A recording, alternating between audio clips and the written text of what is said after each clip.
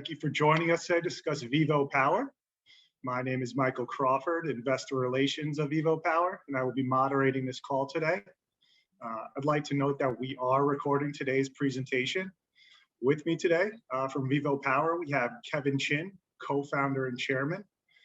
Kevin will briefly run through Vivo's recent progress, after which we'll be hosting a Q&A session. We have a few questions that were received ahead of today's presentation via email, which, together with any questions received throughout the call, we will address in today's 45-minute session. If you would like to submit a question at any point, please do so by using the Q&A box at the bottom of your Zoom application. With that being said, I'll hand it off to you, Kevin. Thank you very much, Michael, and thank you all for joining this presentation. I'll quickly jump through the next few pages with a focus on more recent developments such as the Toyota deal, and then leave plenty of time for Q&A. So just to kick off with, in terms of VivoPower, we're a B Corp. We're obviously NASDAQ listed, and our mission is to help corporate customers to achieve their decarbonisation goals and move towards net zero carbon status. We do that by delivering sustainable energy solutions. In that regard, sustainable energy solutions encompasses electric vehicles, battery storage, solar and critical power technology. We are particularly focused on hard to decarbonize sectors, mining, infrastructure, and utilities to kick off with. Obviously, we've got a number of strong tailwinds behind us. What we've seen over the last 12 months is a real acceleration in terms of corporate appetite, if you will, to embrace and really drive net zero carbon. That started around mid-2020. And over the course of this year, it's really stepped up quite significantly. And so we don't think that's going to change. You know, to give you some examples, a lot of corporates, VHP is one that's brought forward their net zero targets from 2050 to 2030. And we expect more and more corporates to follow suit. We're focused, as I mentioned before, on a specialized segment of the market, including mines, utilities, infrastructure. Beyond that, there's also game safaris, municipality services, and humanitarian aid. It's a very large addressable market, yet it's got what we think is a very competitive moat due to the requirement for specialized safety, compliance, and regulatory knowledge. To give you a sense of the market size, there are 550 operating mines in Australia and Canada alone. Each of those have on average about 300, 400 ruggedized light commercial vehicles or pickup trucks. And based on the current selling price of our EV kits, that's worth north of $12 billion just in those two markets alone. And that's not including, that's just obviously for the EV kit, that doesn't include the sustainable energy solutions such as site electrification, microgrids that accompanies as well. We've had a lot of momentum behind the business in the last 12 months, and that's accelerated even in the last 3 months. So recently we've announced distribution partnership deals in Australia with GB Auto worth $250 million, Access Industries in Canada that's worth $120 million, and with Arctic Trucks in Europe that's worth $58 million. And that's been a deliberate strategy on our part to put flags in the ground, if you will, in key countries and key markets. And what we've been very pleasantly surprised with is the outreach from customers and from corporates as a result of these announced deals, seeking to engage with us in terms of electrifying their fleets and also broader sustainable energy solutions. We plan to complete the establishment of this global Tembo network by the end of this calendar year. And we expect to announce further distribution partnerships in the coming months in that regard. On the sports infrastructure side, and this fits under the infrastructure industry more broadly, we signed a deal with Tottenham Hotspur Football Club, one of the leading football clubs in England and for that matter, the world. We are, we've said that by the end of June, we expect to announce the findings in terms of feasibility studies with Tottenham, who are pursuing a net zero carbon agenda, and we're on track to deliver on that. Last but not least, last week we announced a binding LOI with Toyota in Australia, and that's to collaborate exclusively on the Land Cruiser, which is, as most of you might know, it's the most popular off-road vehicle in the world. It's used in 90% of mines globally, and the Land Cruiser is ubiquitous with off-road applications. We're very proud and very pleased to have been chosen by Toyota to collaborate exclusively in terms of electrification of that model. Obviously, we hope that that's a springboard for going global with Toyota. So we're very focused on delivering solutions that fit their requirements for the Australian market, and from there to sort of broaden out globally. Just unpacking the elements of the sustainable energy solutions, there's really four elements. So there's the electric light vehicles. So we design and develop ruggedized EV kits, and we can either sell or rent them to our customers. And we obviously provide fleet repairs and maintenance services.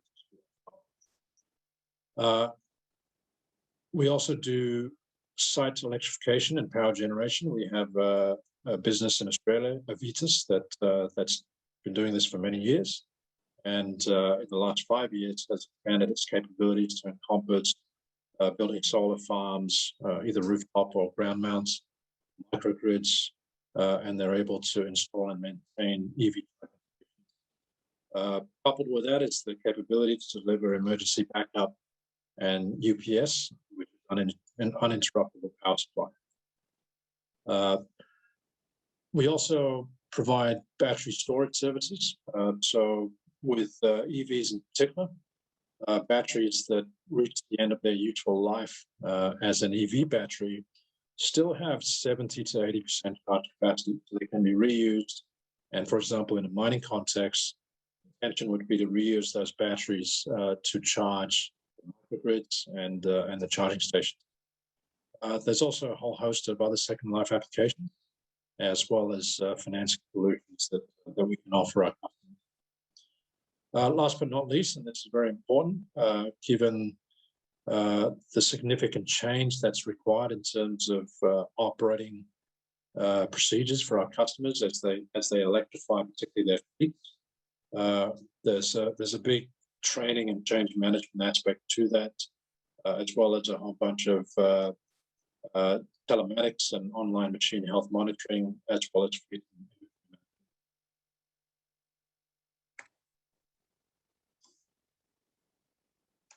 I won't spend too much time on the next few pages. This is an overview of Tembo. We moved to acquire 100% of that in January. Very quickly thereafter, signed the distribution deal with GB Auto. We've been investing to scale assembly, manufacturing, and as I mentioned before, growing the global distribution network rapidly over the last 2 quarters, and culminating in the Cruiser LOI with Toyota announced last week.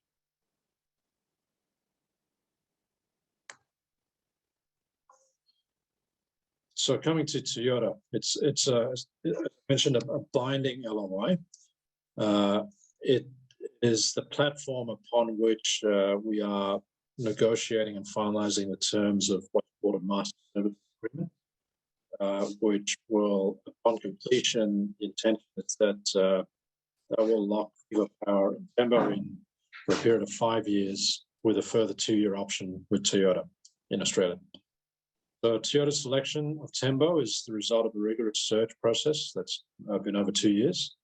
The reason they are doing this is that it's to meet the requirements here and now of the customer base, particularly in mining, who are seeking the electrified solution on the basis that it's not only good for the environment, but it's also commercially better from a sort of cost perspective. And Toyota Australia was asked by Toyota Japan to run this process to identify a partner for Land Cruiser electrification on a global basis. Before, our goal is to deliver a first-class solution to Toyota Australia and be able to then partner with them on a global.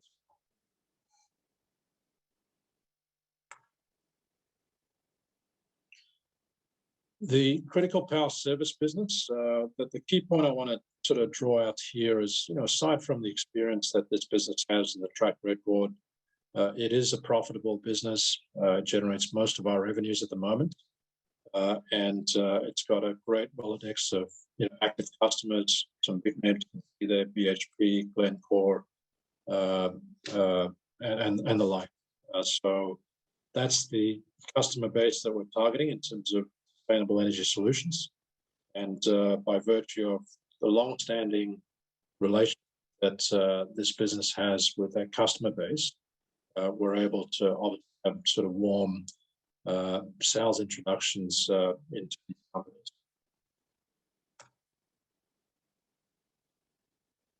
Just very quickly on the Tottenham deal. Believe it or not, sports stadiums are massive users of power, and indeed for state-of-the-art and leading clubs like Tottenham, even their training grounds are high power users because they have under pitch heating and other elements like that. So Tottenham has been very progressive. They're actually ranked the greenest club in the world, football club.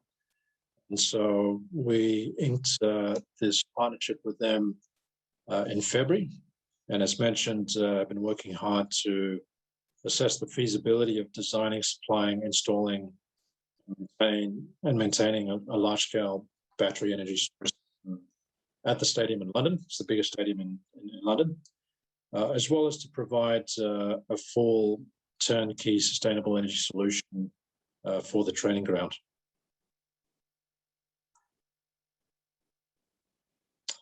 Just to wrap up then, it's been a big year for us. Our fiscal year end is June, so that's 2 days away. And what you can see here is, strong progress in terms of where we are at. We will have ticked off a few more of these by the 30th of June. So it's been a strong year, a lot of momentum behind the business. This is all now about maintaining, the pace, power, and precision of execution going forward. Thanks very much. Happy to open it up to question and answer now. Great. Well, appreciate that, Kevin. Thanks so much. First question we have here, and I'll just go back and kind of inform you how to, again, on the bottom right, you can flag a question if you'd like to ask one to Kevin, and we'll read it off for you. First one today comes from a private investor. Kevin, can you give us a better sense of what kind of numbers we can expect to see from the Toyota deal? How many trucks in these mines worldwide? How many of them are you expecting to work on? And how much do you sell the kits for? Just trying to get a better understanding of the true market opportunity here. Yeah, got it. Thanks, Michael. So just in Australia alone, there are 350 operating mines. On average, each of those mines would have about 300 light vehicles or pickup trucks. They're mainly Toyota Land Cruisers and to a lesser extent Toyota Hiluxes. Same thing in Canada. There's about 200 active mines in Canada. So when you take that together, just for those two markets, in Canada, that's 550 mines, 300 vehicles on average per mine. We sell our kits at the moment for, $75,000 each. So when you compute those numbers, that's more than $12 billion of market size, again, just for those two markets. When you add the US, Latin America, Africa, the Middle East, and Europe, and you broaden that out beyond mining to infrastructure and utilities, then you come up to what we cite as our addressable market, which we think is conservative, of approximately $36 billion. So very large addressable market, but at the same time, still with a strong niche in our view. With respect to the Toyota question, unfortunately, I cannot say that at the moment because we're bound by confidentiality by Toyota's preference at this stage. So we cannot disclose that at this time. We'll do so in due course and be able to get those numbers. Great, thank you very much, Kevin. And just a reminder, if you'd like to submit a question, please do so via the Q&A box at the bottom of your Zoom application. The next question comes from, again, another private investor. He stated, very exciting news with all the EV deals. Can you talk us through the near-term catalysts for the legacy business, the power generation solar business, and what we can expect to see from that moving forward? Yeah, good question. So I think what's going on with the legacy business is a real transformation. And what I mean by that is that it's got the base ingredients and the platform to deliver the accompanying elements of a sustainable energy solution. For example, if we're having a conversation with a customer like BHP, we don't go in and say, we want to electrify your fleet. We go in and say, we want to help you achieve your net zero carbon goals. And in that regard, we can help you electrify your fleet, number one. Number two, we can take away the challenge of how do you charge these vehicles on site? How do you optimize your electrical infrastructure to be able to accommodate a fleet of electric vehicles? What is the best design for a microgrid?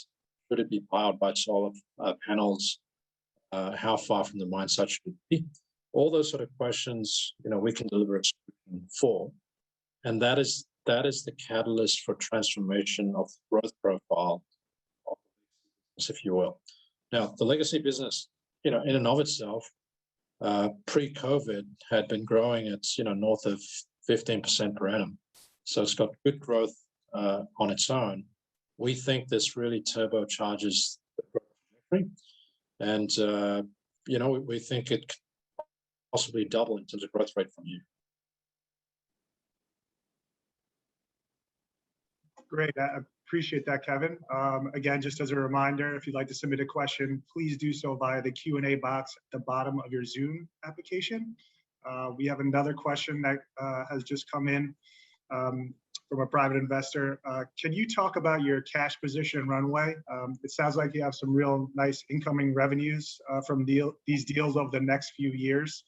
Are you comfortable with your current position, and where do you see your growth largely coming from? Yeah, so in terms of cash position, we're comfortable at the moment. Obviously, we're ahead of schedule in terms of signing these distribution deals, and in terms of size, we didn't expect to have at this juncture $425 million of potential orders. So that's something that's we're obviously going to have to invest both in terms of capex and opex to meet that growth. That being said, though, there's so much in terms of financing solutions out there. There's been a lot of interest from green financiers, looking at all sorts of types of financing, whether it's inventory financing, fleet financing, supply chain financing, green bonds, on and so forth. So there's a menu of financing options out there, and our challenge is to work out what is the optimal mix from a financing perspective. Obviously there's equity as well, but as the major shareholder, and I've been buying shares myself, you don't want to necessarily dilute the shares too much. So comfortable with the cash position. Obviously, you have to, optimize the investment curve, if you will, to cater for the growth that we see. And in terms of future growth, we think we think there's a real acceleration in terms of growth rates. We manage that properly. I hope that answers your question. Great, thank you, Kevin. Last question here. And again, if you have any more questions, please do so via the Q&A box at the bottom of your Zoom application. This one is from a private investor. Can you just talk a little about, I saw it was mentioned, let me just read this. Very exciting news on the EV side of things. Can you talk a little bit more about the Spurs deal that you had recently done? And what sort of other projects similar to this do you foresee you guys potentially doing in the future? Yeah, so the Spurs deal came about through relationships we had. Since we announced that deal, we've been inundated with sports franchises. I won't name them, but some really massive ones in the US, in Europe, in the UK. We just want to get this one right and deliver a great solution for Spurs that achieves help them to achieve their net zero carbon goals, and then use that as a case study to go and engage with others. So whilst the sports infrastructure industry is not as big as the mining industry, it's a very high profile one. And so if we do a good job for Spurs and other franchises and help them meet their decarbonisation goals, as well as to help them save on energy costs, then I think that goes to further enhancing the reputation and brand of VivoPower, which in turn has a positive feedback loop into some of the other biggest sectors that we're targeting. Great, thank you. So as I mentioned, we're on track with Spurs. We said we'd have everything done by the end of June in terms of ability. That's well on track, and we'll share that news as and when appropriate. Thank you, Kevin. Again, if there are any more questions, please go to the Q&A box at the bottom of your Zoom application. We have one more question that came in. Kevin, great to see the presentation. Can you please talk a little bit more about the competition in the space regarding EV conversion kits? What's that looking like for you? How do you differentiate yourself from other competitors in the space? Yeah, great question. So in terms of competition, there's in every market there are people converting vehicles to EV. I would say outside of the US, it's pretty much a cottage industry. It's hobbyists who've suddenly maybe got more demand than they anticipated over the last 18 months to 2 years. So I would say the competitive landscape outside the US is very much a cottage industry, undercapitalized in terms of financing. So we think we're in a good position.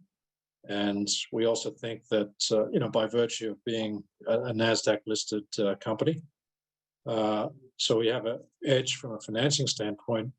We also have that moat that I mentioned up front, where we're focused on ruggedized and customized solutions. And that's nuanced because when you're working in an off-road environment, and let's take mining as an example, there are other factors such as, how do you ensure the battery is kept intact? How do you ensure that a vehicle can travel down, say, a gradient of 15, 20 degrees down a mine site? How does payload impact range? So these sort of factors don't come into play so much with respect to on-road vehicles. Definitely do with respect to off-road, but specialized knowledge in that regard. And when you overlay that, the competitive field from a global standpoint really narrows down to 5 players. one in Canada, 2 in Australia, 1 in Europe, and ourselves. And of those 5, we are by far and away the best capitalized. And we think we've got the most advanced technology, and, testament to that is, Toyota signing this LOI with us. That said, this is a race. And so we've got to continue to execute with pace, power, and precision, as I always tell the team internally. And not just, maintain a lead, but perpetuate it and grow it further. Great, thank you, Kevin. If there's any more additional questions, please chime in. I'll give it a couple more seconds before we close out. Okay, great. Well, that's all the time we have for today. We just want to thank everyone for submitting these questions. We'd also like to thank you for taking the time out of your busy days to join this call. If you have any additional questions, please reach out to us directly. Our email addresses and telephone numbers are listed on every Vivo press release, and we'll be happy to speak to anyone with additional queries. Thank you again, everyone. Appreciate your time. Thank you, Kevin Chin. Thank you very much. Thank you all for joining. Bye-bye. Bye-bye.